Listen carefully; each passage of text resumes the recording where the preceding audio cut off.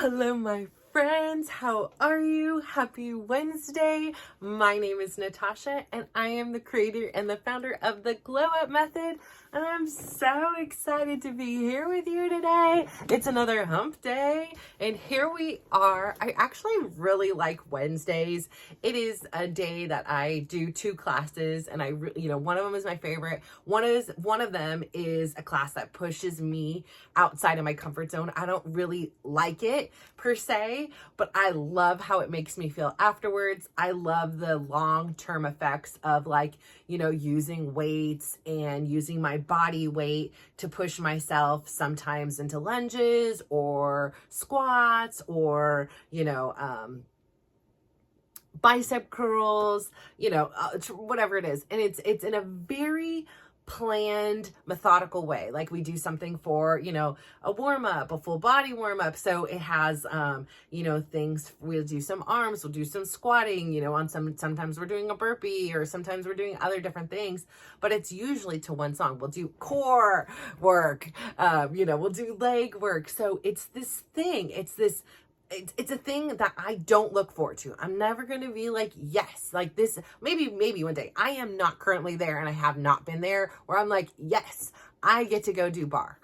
I do love the effects of it though. I love how much stronger I am as a result. I love that I properly squat when I've had to lift my son's leg, and I've developed these muscles, to be able to facilitate me carrying a whole, young man's leg down a stairs. And it doesn't sound like that much until you do it. It's heavy. And that brace, it's heavy too. So I've even done PT at different times with my older son.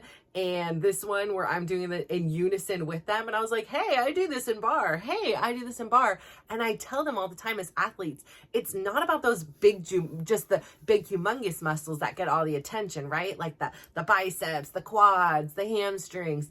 It's all those little muscles and all those little things that go in that help support the big muscles. And so I think that's a lot of what we are doing here is, yeah, some things are big and shiny and get a lot of our attention, but it's those little things that go in to make us, that support us in our systems, that are so crucial and critical. And without them, we risk injury. Without them, we risk being in pain.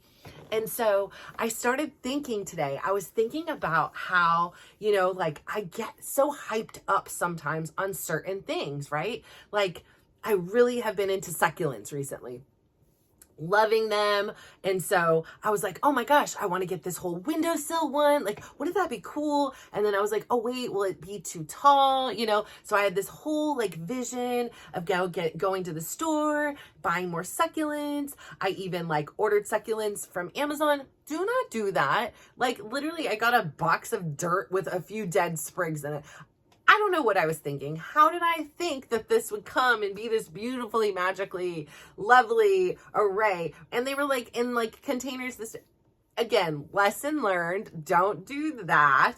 But I've been just thinking about it. So then I ordered this thing to it was this little contraption, and I'm searching them. And this contraption was a little thing that was a plastic thing. And then you could put all your succulent, when you're making it so the dirt would fall into it.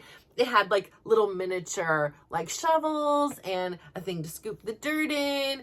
I spent all this time on Amazon. I'm planning it out. This weekend I was supposed to, I was oh yeah, this weekend I'm going to also, amongst all the other things I'm going to do, I'm also going to create a few more succulent things. And then I'm going to bring in all my succulents and reassess, take inventory, see which ones I like, see what's thriving, cut this one, make this one. I had this whole plan. And I got so stuck in the whole planning of it all. It almost felt like I accomplished it at the end, and then I never did anything with it. So downstairs, I have sitting bags of succulent dirt. I have, a couple pots. I have, my succulents I currently have that are blooming and, overgrowing. And I get so lost sometimes in the execution of it all. And then by then I'm exhausted and I'm tired because it feels like I already did this because I put so much time and energy. And then eventually what will happen is, I will no longer have those tools out and on the table, and I'll eventually put them away or throw them in the garage for where like projects go to die.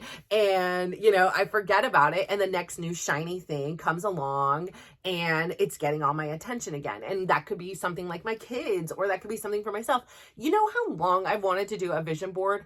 I am talking years. You know how many vision boards I've ever like successfully done? One. And that was this year. And I was like, I am getting it done. Like, I don't care if I'm tired. I don't care if I'm exhausted. And I think I got it done last month. And so it was obviously not on, January 1st or that first week like I had wanted or anticipated. Again, went back to planning. I had to buy a color printer because I didn't want it to be black and white. I really wanted something that was like tangible and in person. I know I can have it on my phone like I have so many other things, but when I get on my phone, I'm often so distracted by like, oh, let's go hit that F button again. Oh, let's go check that email button again. Oh, let's go see what text messages that of the 3,000 you haven't responded to that you can get to and clean up.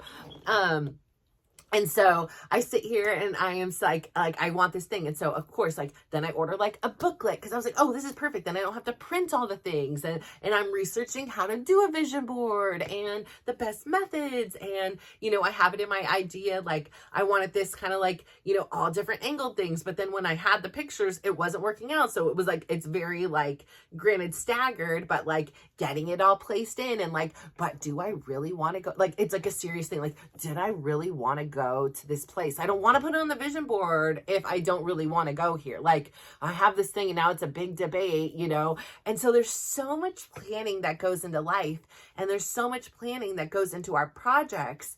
And then we kind of get stuck. And at least for me, that's what happens. And so me taking the actions to finally say, hey, I'm going to brush my teeth with my left hand. I didn't know I wanted to do this. I didn't know this was a thing, but I'm doing it. Hey, I am tired of seeing a picture of me come across our family group chat and it looks unrecognizable, because that's where I was. Like, here we were, the heart of the pandemic, and my daughter takes a picture of me when I wasn't looking. And I was on the sofa, and all I can say is, I think its name is Jabba the Hutt, but the damn picture looked like I was Jabba the Hutt. I think it's like the big one on the thing that's just sitting there with all the rolls. And I'm not trying to be mean to myself. I'm not trying to like put myself down. It's just, that was the first thing that came to my mind when I saw the picture. I was like, who is this? Who is in our house? There is a pandemic going on right now. You guys are all high risk. I'm high risk because I'm morbidly obese. And why is there a Jabba the Hutt sitting on our couch? Oh, wait, that's me. That was me. And I was like, no way. Like, no way. Because I was very strategic about where, if, and when I would be in a photo. I would be placed to where other people would be in front of me. I was behind the camera for the majority of my life, taking pictures of my kids and my family, or trees or birds or whatever it was, but I wasn't in the focal point of the photo. And if I was to take a selfie or a picture of myself, I made sure that as best as I could, I angled it so it didn't show the real version of me. And this picture showed the good, the bad, and the ugly. And I was like, oh my gosh. And it was shocking because how I felt on the inside, even though it was vastly different from how I feel on the inside, it still did not connect to what I was portraying on the outside. And I was just like, how did this happen? Like, it wasn't in mean. It wasn't in anything. It was just genuine curiosity. I said, how did this happen? How did I get to a place where I was so unvalued by myself that I allowed it to become this larger than life force? I allowed myself to now struggle with hypertension and struggle walking up the stairs, having to literally gasp for air. I'm talking 15 stairs max we got. And it goes up, up, and up. We're not a full, incline here, honey. We got landings and time to rest and pause. And I'm still gasping for air. And, it all hit me in that moment. And that's the day that I was like, no more, Natasha. Like, no more. It ends here. No more one day we're going to get to it. No more Monday we're going to get to it. Today is your day one.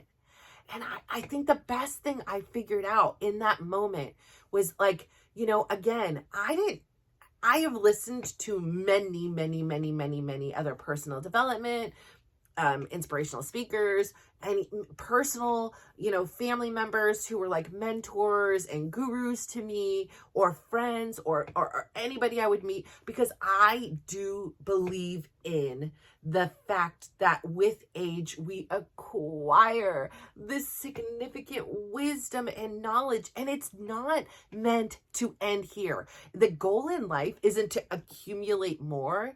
It is to accumulate. It is to experience, and it is to disseminate. It is to share it with others in order to make this civilization better.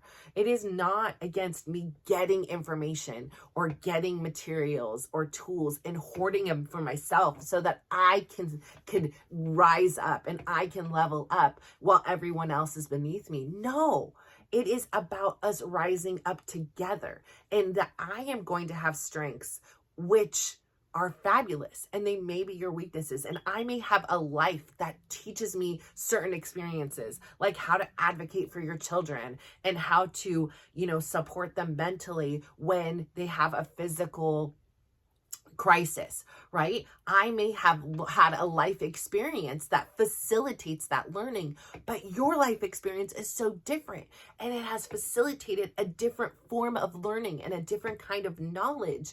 And if I take my strengths and you take your strengths, and then this one over here takes their strengths, we don't have to sit here and be frustrated because things that are well above us and we don't care about. Not that anything is above us, because we can learn anything, but some things we simply don't care about. We now can work together as a unit and rise and lift one another up and know that, hey, I may not be the best at tech support, but you love it. You love this stuff. So here's the deal. I'm going to do really good at what I do good at. I'll do okay at the other stuff. Like, I'm going to prioritize what I can do, and I will know enough to like push record and get by. But then I'm going to depend on you to help me with this part, because I want you to know you can depend on me to help you through this part. And again, I'm not holding the wagon for you. I'm not doing it all for you, and you're not doing it all for me. I'm going to still come in and show up and do my part. But we as a community can lean on one another when there is some parts of our aspects of our lives that are not just fulfilling for us, that are really challenging.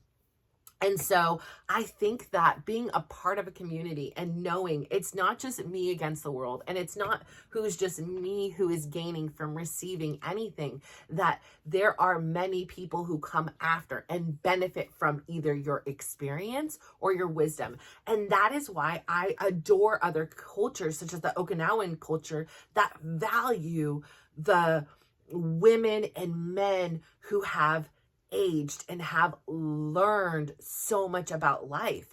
And I feel it's a real disservice that here in the United States that we basically like throw our elderly away and don't give them the respect or appreciation that they so deserve.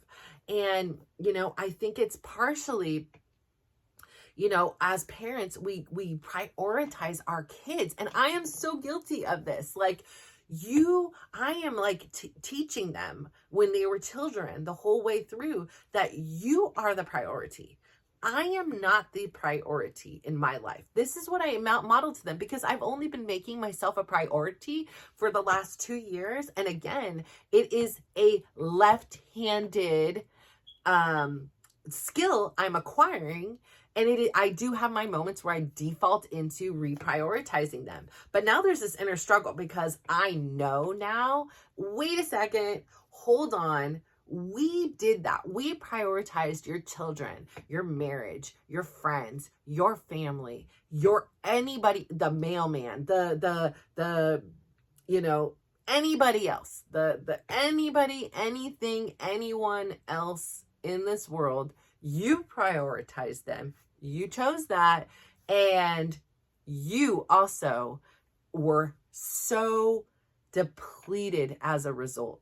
Because at the end of the day, like, you have to prioritize yourself in order to give yourself the time and attention that you need to discover who it is you are and the things that you were born on this earth and meant to do. And so as a parent, especially a parent with many kids with many different special needs throughout their lives, you have this sense of obligation to make sure that whatever amount of life that they have, whatever they're experiencing, they've been through enough, they've gone through enough, and that you want to ease the blow of the rest of their life. You want to help them. You want to facilitate this environment where they are not in any more struggle than they need to be, because they have struggled enough. Like, my kids will go through a class and they're, of both my kids' entire, my kid, yeah, both of them, they're there, their entire school, we are only aware of one other kid who's had brain surgery. So, you have a few thousand kids, what are the odds to that, of experiencing this? So they're pretty low. So to me, it's like, oh, well, you've already experienced so much. Like, I've never experienced brain surgery. I don't know what that's like. And so what can I do to make sure that you feel important, that you feel loved, and that you are nothing is wrong with you per se, like, this didn't happen to you. This happened for you. It's not going to define you. You get to choose your definition of you. And so I put all this energy in making sure that they know everything.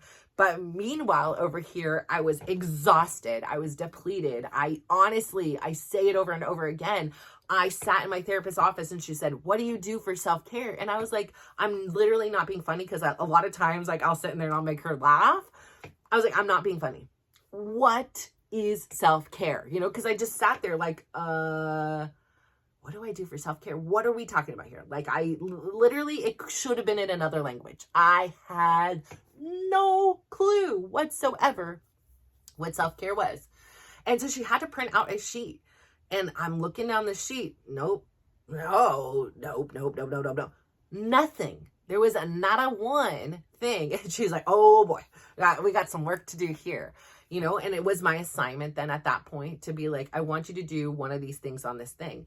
And I'm telling you, that was so big that it took me weeks just to even look over the list again, because I felt like such an absolute failure for, number one, not even understanding this concept. And every time I read everything on there, I was like, this is so selfish. How am I going to go to a movie by myself? Like, I could be taking my kids to the movie, or I could be using that money to take them to the movie. I'm not going to get my nails done. Like, I can afford that. And if I can, I should be using the money for the family. And then again, when am I going to find that time? Like, I don't have an hour to myself. Like, they need me for that hour. And the list would go on. And I had an excuse and a reason why I was so unworthy of going to a lunch special someplace and spending $10 on myself and giving myself an hour's worth of time. I had every reason why I wasn't worthy of it. Until finally one day, because I was pressured, I was like, oh no, this has been like over a month. She's going to ask me again, like, have I done the homework? And I know I haven't done the homework, but I also don't want to disappoint anyone. So I don't want to disappoint her. I want her to be proud of me, because again, here is this little girl seeking this external validation and wanted everybody to be proud of her and think that, oh my goodness, I don't even have my lights on here. I'm so sorry. Like, there we go. I don't know if it makes a difference, but lights, camera, action, let's go. So, I wanted everybody else to be proud of me and think I was a good girl and I was a nice person and then like me. And And, so I was like, I didn't want to disappoint my therapist. Right? Like, what the heck? I wanted her to think I was nice and likable. And I think, probably somewhere in my mind, I confused that, like, we are not friends, like she is not my friend. She is my friend, like, in some ways, like, like, oh my gosh, like I can just talk to her like a friend, but on the same turn, she's my therapist. This is we're not hanging out. We're not going to the gym together. We're not doing any of that stuff. This is different. And so I think I would confuse this desire to not disappoint her or others. And in this instance, it was her. And I was like, oh, I need to go do this. Like, I had this nervous energy, like, okay, I got to do this. I want her to be proud. I want her to be like, good job. You did the homework, and I don't want her to feel like she's a bad therapist because I'm not going to, doing the homework she's asking, as if I need to sit here and be protecting her. Like, you know what I mean? Like, she is a big girl. She, is a therapist. She knows all the information. Perhaps she has her own therapist. I'm not sure. I don't know. Obviously not my business. But I'm just saying in general, like, the mental thing. So I'm like, oh, okay, I'm going to go do this, but I did it for her. I didn't do it for me because I wasn't even thinking I was worthy of it. And had it not been for doing for her, I may not have done it, but I'm glad I did. So sometimes it's not about what gets you going, right? Like, I was really upset when my daughter took that photo of me. I was embarrassed and I was ashamed. And then it was, not only was it sent to me, but it was in this family thing, which, by the way, they see me every day. It wasn't like, it was like, oh my God, they didn't have the same reaction to my photo. It was just mom to them, right? But I did such a good job of not seeing myself, not looking at me, not having to face what was going on, and distracting myself with everybody else's stuff that I didn't really see or know who I was anymore. And that was the shock. And that was the embarrassment. And so I finally did go to this thing. And what I've realized over time, and what I've realized in this journey, is like, I listen now to people who are, like me, who had all that self-doubt and that negative narrative running in their mind. I know how easy that is. I know that that's part of the default system. And so when I hear it, and when I hear other people doing it, I know that there's a level of me that there may be times that it still pops in, but it's so infrequent that it seems foreign. But I know there is that part inside of me that is like a recovering alcoholic or drug addict or whatever your vice is. And there is a part of me that will never go away. It's like, I need to acknowledge that, hi, I'm Natasha. I am a recovering negative narrative Natasha. And like I said, anything anybody could say, and I've had some harsh things said to me, I can rip it to shreds.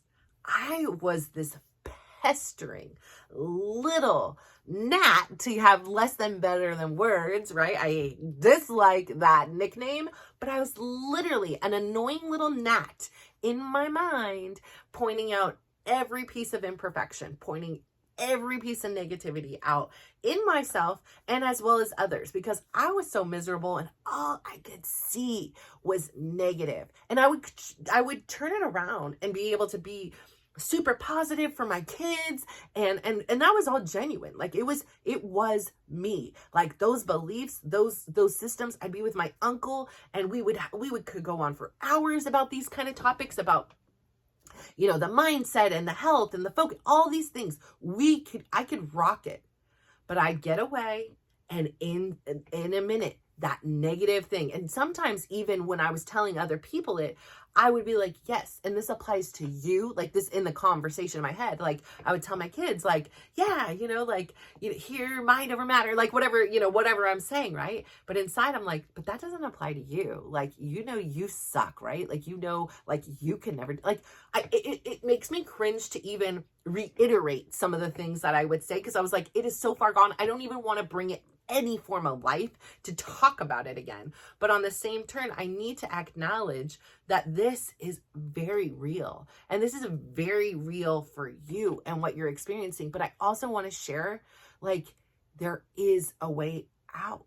It doesn't have to be that way anymore. And I'm not some polished person with a polished degree who's never experienced anything and sitting here preaching to you about intermittent fasting and about losing weight. No, I have done it. I am sitting here preaching you from a place that I've been. Nothing I say to you is like, oh, like theoretical or perhaps this can happen. No. Everything I'm telling you, I have evidence for because I've experienced. I have done it. And I, again, am this girl who was born to teen parents who had her mother leave at a very young age after a very traumatic experiences of them living together. I became a mom at probably birth because I had young kids, but officially to my brother at 5 years old and to my dad. I parented my parents, both of them at different parts of their lives. I have given them forgiveness because I understand that they were doing their absolute best. Yes, it was challenging. And yes, you know, parts of my life that happened. I wish they didn't, but they did, and that's okay. And it wasn't that they wanted that to happen either. They were my parents. They wanted the best for me. They wanted to help and protect me. They did their best that they could, and it doesn't mean it happened every time. And I'm okay with that. I am sitting here who had somebody who had her own dreams and visions of going and doing something. And suddenly I found myself pregnant with a complete stranger. And I had the choice to do whatever I wanted to do at that time, right? And I chose to keep my child. And I'm so grateful I did, right? Like, I adore my oldest son. He then came into this world super early. He was born really small with broken heart, like a literally broken heart. And I was this 23-year-old girl now at this point, just had turned 23. And I've got not only a baby, but I have a sick baby, a husband that's a stranger, and my family has completely abandoned me because they can't deal with the fact that this child may not survive, quote unquote.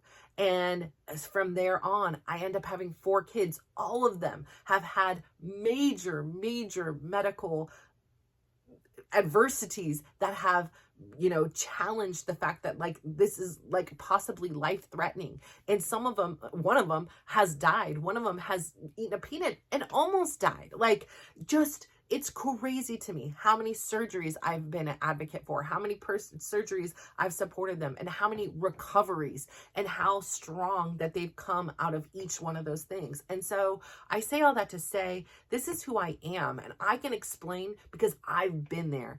And I've had it pretty rough. I've had it pretty bad. And I'm not saying that you haven't had it worse or bad, because believe me, I can hear stories out there and I can see things and I'm like, holy crap, as bad as my life sounds, that sounds like a walk in the park. I appreciate all the challenges I had. Thank you. You know, I know it could be worse. And I know there's people out there and they're like, well, you haven't had this and this and this and this and this. No, I haven't, but I have had a lot of crap. And you have too. And my crap doesn't mean more crap than yours. And your crap doesn't mean any more than mine. All I'm saying to say, not to wear it as a badge of honor, is to say, if I can overcome all of these, and I can get to a place where negative narrative Natasha is no longer freaking welcome in my head, you can too. And I'm telling you, how to get there is so simple, but we complicate things. It's in the doing. It's in the brushing your teeth consistently with your left hand, because why not? Because you can, because you set out a goal, you set out a plan, and you're doing it. And each time you do it, you're building this muscle of confidence. You're building this muscle of, I can do things. They could be something that small. And maybe that's where you need to begin. You know, some people, I think some of us, we want to go big and we're like, oh my gosh, let's sign up for a 10K. We're going to do a marathon now. And those are big goals. And I love it. I appreciate it. And if that's something you can do, great. But sometimes setting your goal at a 1-block walk, that's huge too. And you being able to do that and build the confidence to know, I did that. It was just an idea yesterday, but I actually did it today. I put on the shoes. Instead of getting out of my car and walking right in the house, I took a walk around the block. I saw a neighbor walking their dog. I saw some ducks, whatever it is. And you did that. And I think at the end of the day, what I really want to say is when I was so worried about disappointing my therapist or disappointing my dad or disappointing my kids, I think the real question should have been is, am I going to disappoint myself? Because that's the end of the day. That's what matters. Like, is whatever I'm going to do, is it going to disappoint myself? Am I still proud for trying even if I fail? Then I am on the right track. And so here with this, like, I am so proud of myself. I don't know where this will go. I don't know where my book will go. I don't know where I will be exactly in a year. But I know that there is no disappointment because I'm here trying. That if for some terrible reason tomorrow I had some life-threatening diagnosis and I only had 100 days left to live, I know that I didn't go down without a fight. I know that I pursued my passions and I didn't always know what they were because, again, 5 months ago, I had, loosely had said, oh, maybe one day I'll do this. But then in my mind had 55,000 reasons why I wasn't good enough or wouldn't be able to succeed or whatever. And yet I'm here doing it. And granted, I haven't published yet, but I'm closer and closer. And every day I'm here filming, I know that at some point this will be published. I know that this will be seen. And I am so stinking proud of myself. It is not about if I'm going to disappoint somebody else. And it's not about someone else disappointing me. If they are happy doing what they're doing, then it shouldn't have an effect on me. I should be proud of them for doing what they're doing and living their best life or living their life in general. So let's get rid of this disappointment business and just know the only person that matters, the only person that you should really care if you're going to disappoint is yourself. So go out there today, do something small for yourself. Make a decision. What is it small you can do? Is it the 1 block walk? Is it brushing your teeth with your left hand? Is it making your bed? You define that. I don't know what your normal is. Maybe you're like, this is way too small, girl. Like, I've been doing this stuff for a long time. But find something that you can really scale to a very small level. And I want you to do it. I want you to do it today. One time. Don't go crazy like me with my meditation. Like, it feels so good. Again, my 5 minutes went by. I'm like, oh, darn it, this morning. I want more meditation. This was so good. I loved it. But really, just take the time to enjoy that 5 minutes you get. And know that you have this diversified life and that there's so many aspects of you that need to be shared into different parts of your life too. We can't just get lost in doing everything we love all the time as much as we love it, right? Like, having that balance will not only help you, but it'll make you appreciate those 5 minutes you do get instead of just wanting more the whole time you're in it. So thank you so much for tuning in today. I'm so proud of you. Keep working. I love and adore you. I am so proud of you for all your actions. You will never, ever, ever, ever, ever, ever, ever disappoint me. So just go out there, continue to be kind. And that kindness starts with being kind to yourself. So thank you. Go out there today, give somebody a big smile, give them a compliment, and just watch how they glow up. So thank you so much. Mwah.